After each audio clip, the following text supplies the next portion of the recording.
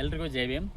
ಬಾಬಾ ಸಾಹೇಬ್ ಅಂಬೇಡ್ಕರ್ ಅವರವರ ಪರಿಕಲ್ಪನೆಯ ರಾಜ್ಯದ ವಿಚಾರದಲ್ಲಿ ಶಾಹು ಮಹಾರಾಜರು, ಜ್ಯೋತಿಬಾ ಫುಲೆ, ಕನಕದಾಸ್, ಮಹಾವೀರ, ಬುದ್ಧ ಇವರ ನಂತರ ಬಾಬಾ ಸಾಹೇಬರ ಒಂದು ಪರಿಕಲ್ಪನೆ ನಂತರ ಭಾರತ ದೇಶದಲ್ಲಿ ಈ SC ST OBCಗಳ ಒಂದು ಪರ್ಯಾಯವಾಗಿ ಯಾರಾದರೂ ಧ್ವನಿ ಎತ್ತಿದರೆ ಮಾನ್ಯವರ್ ದಾದಾ ಸಾಹೇಬ್ ಕಾನ್ಶಿರಾಮ್ಜಿ ಸಾಹೇಬರು.